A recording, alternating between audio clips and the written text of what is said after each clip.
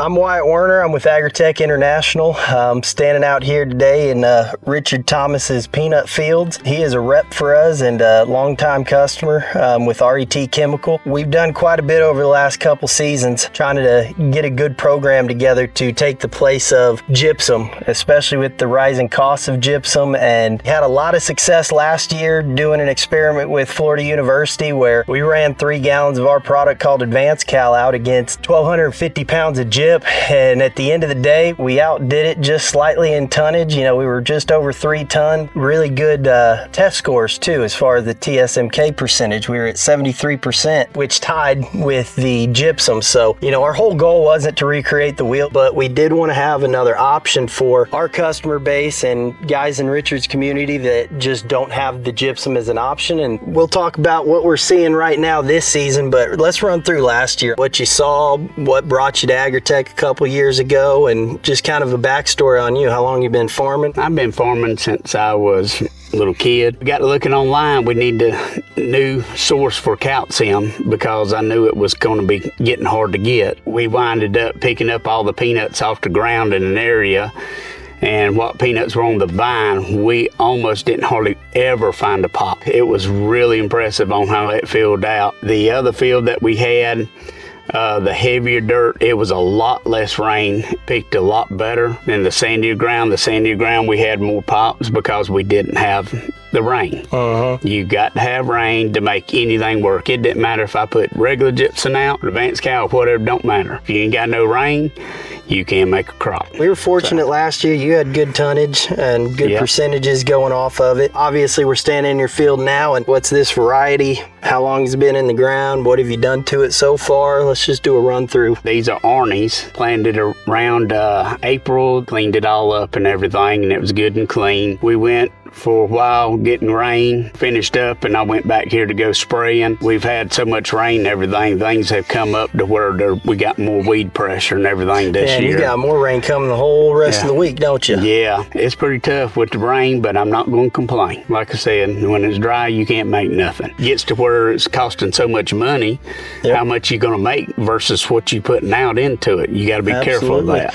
And, you know, that circles back to AgriTec and our line of liquids, you know, and a lot of people, you know, they shy away from liquids, especially in peanuts, because if you don't have the calcium in the soil, you're not going to get that to transition into the peanut as it's growing, because as soon as that peg goes into that ground, there's a vascular disconnect from the plant to the peanut, and so it has to draw it from the soil. And so that's why AgriTec, we're really just getting into it full swing as far as peanut production, because liquids just haven't had a good, you know, let's say reputation in the peanut industry, because it doesn't translocate from the plant into the peanut, right? That's why we set ourselves apart, because we offer, you know, our calcium with humic and prebiotics, and we get it right to the soil where that peanut's going to peg. And so it does the same thing as gypsum. It allows a good calcium source. It works.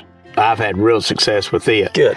And like I said, and also it was about 3 weeks ago, I put the Adv-Cal on this, and we've had plenty of rain to flush it down into it.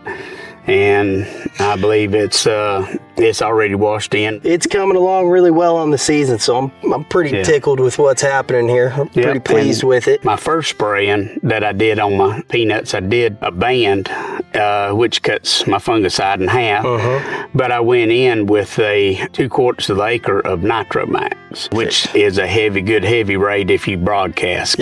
But I went in with 2 quarts, and you could really tell, even with the Nitro-Maxx, it turned it around, made it green, and it made it explode and just come on out. So Nitro-Maxx did good. A lot of people don't realize how important a little bit of nitrogen will do for your plant, especially after it's already started fixating. You know, putting a little extra nitrogen really gives it that extra jump that you need, helps fill it out. We didn't do any Nitro-Maxx last year. Last year was, you know, last couple seasons was just getting ready to go and get the calcium as opposed to gypsum, and now we're able to kind of tweak it a little bit, start pushing some other things to it. I think we're doing pretty well so far this season. We're doing good so far. As long as you stay on your program, you should be fine. It should take care of it. So I've been having a good good results out of just running that the rest of the year. I don't go to the bigger, more costly ones. What I've been doing has been working good. And as long as you keep a healthy plant with the Nitro-Maxx, anything that has the nitrogen, keep them green and keep them up, it's better for the plant.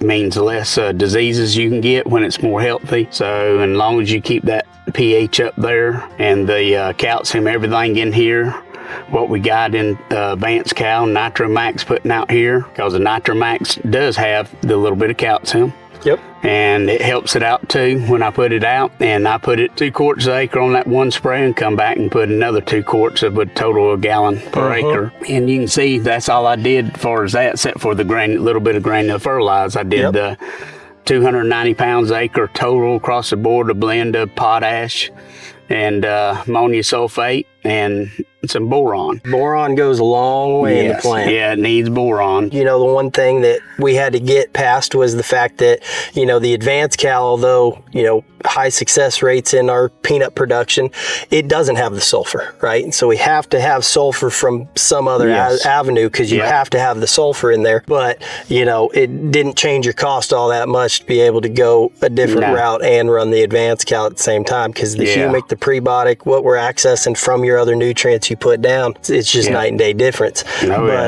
What I would like to show everybody is show them what it actually looks like when that peg is starting to form versus, you know, what's actually pegged in the ground. What you're looking for is see the pegs right there coming off that limb, going down in, they're going to go down into the dirt right there. And if you look, see that peg already down in the dirt, already going to have a peanut on it. You can see it right there, the peanut. But you're going to have these different pegs here that are going to be coming off. There's one way out there to eventually peg down. See how they're hung into the ground. See that and pulled out, went ahead and pulled out. It's about the time now for them to all start pegging out here on the limbs and getting it going. And this here is actually twin rows.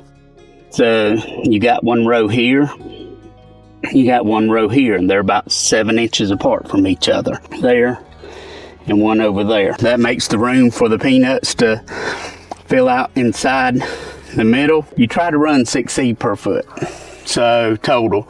But in twin rows, you put 3 seed on each side. So when you try to basically hit 7 seed, so you can have maybe 5, 6 seed come up. So whenever you plant, as long as you get that, that's what our yields have been based off of, and everything that does good yields like that. But this being a new variety, never planted this before. I know there's a lot of farmers around that planted the Arnies this year. Is there a particular reason for that this season? Well, they're supposed to be a good variety. We're trying to change up. The last 2 years, the other peanuts that we planted and everything, they 12Ys, right? 12Ys. Yeah. The 12Ys, they're starting to, some places are still good, but some places are playing out. They don't do very good. I was one of the first ones to ever plant 12Y around here. I got a modest 6-row picker, and I picked down and come back, and I'd have a full basket all the way on 1/4 mile rows going down and coming back. So that's really good peanuts. So I did right an acre, counting the, you know, so we were running somewhere, I think that field winded up making about 6,400 pounds on that. That's good. So everybody just jumped on it and everybody started planting them. And now it's getting to where they're less susceptible to white mold disease and stuff, which are a good peanut. But in our area, some places it seems like it's playing out and they're not yielding as good. The yields have decreased on 12Ys. Okay. They just wouldn't make the peanuts, so they had to come out with new varieties all the time to keep the yields up.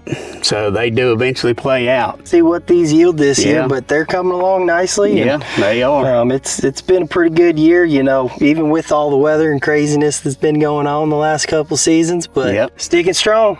It's looking good.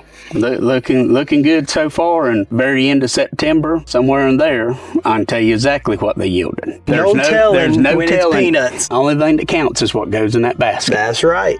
So, we know that all too well. Yeah. I mean, last year everything looked real good just like this going through, and you know, we were like, well, we'll just have to see. And you know, we had some good production last year. So you know, being in the area, being local, you know, what are you seeing some of the biggest problem areas for for the community and everything happening when it comes to agriculture, whether it's, you know, the gypsum pricing, just what's getting harder to come by, you know, what are you fighting? Cost. Yeah. Cost is a big factor now. And I know the gypsum, 3 or 4 weeks ago, it went way up again. Then another farmer called me and he was talking to me way off from here. And he said he's used to put a ton to the acre of gypsum. He does green peanuts, but he said he can't do but 1,000 pounds now. And he's interested looking at going to the Adv-Cal because it's real cost effective. He said he was all excited about getting it and putting it out. You know, even though I'm using the Adv-Cal here on the peanuts, one thing I did find out, I got a hay field. It called for 3/4 of a ton of line to be put out, so I went and put 2.5 gallons acre of Adv-Cal out there. 1 year later, pulled the samples, it come up to be 0.3. And I said, you know what? This stuff works. I said, this is no joke. I don't know why a lot of farmers ain't going to this. This here can, you know, the game changer right here. And get your calcium in there. You get your minor elements, some minor elements in there, a little bit of that, and the bioact, and just better all the way around. And half the cost of lime. You know, a lot of times it's not the lime cost, it's the truck and getting it to you. Yeah. That's killing you. But, I mean, when it's all said and done, if we can get what we need to out of it, get the pH adjusted and have better yields at a lower input, that's what it's all about when you're farming. We need lower input into the peanuts. And every year, you know, they can base what it's going to cost to, you know, to grow a peanut. Some of these chemical companies, they know what it takes to grow it. So. Traditionally, you don't typically run a whole lot of nutrient type fertilizer to your peanuts, typically, because you have so much chemical cost on top of your peanuts too. So, you know, you got to do the gypsum or the Adv-Cal, you know, but like you said, I put a little nitrogen out this year, you know, potash would be a really good alternative. Some potassium out there would be good for some peanuts too. You know, they put up that chart showing, you know, what do you, on average, here's the typical fertilization input for all these different crops. And then peanuts down there, traditionally, nothing.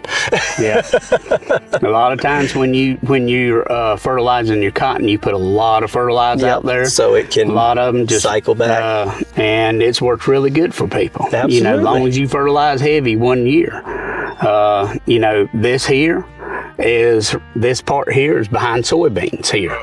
And you think, well, that's bad, you know, really bad with diseases, everything. Well, no, it's just depending on how you take care of it. But anyways, you'd figure, you know, that with what little bit we put out here, it wouldn't be as green, but it's, you know, that Nitro-Maxx is really doing its job out here.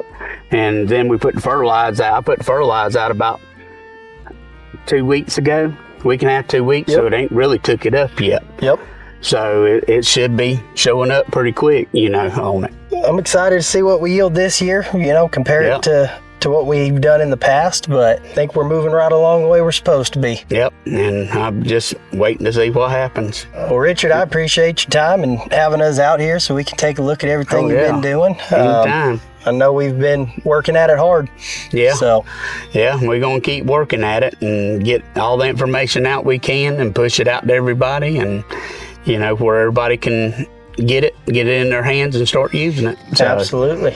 But it works. It does the job, and it does work. So it works really good. Adv-Cal does. Yes, sir. Well, appreciate you. Yeah.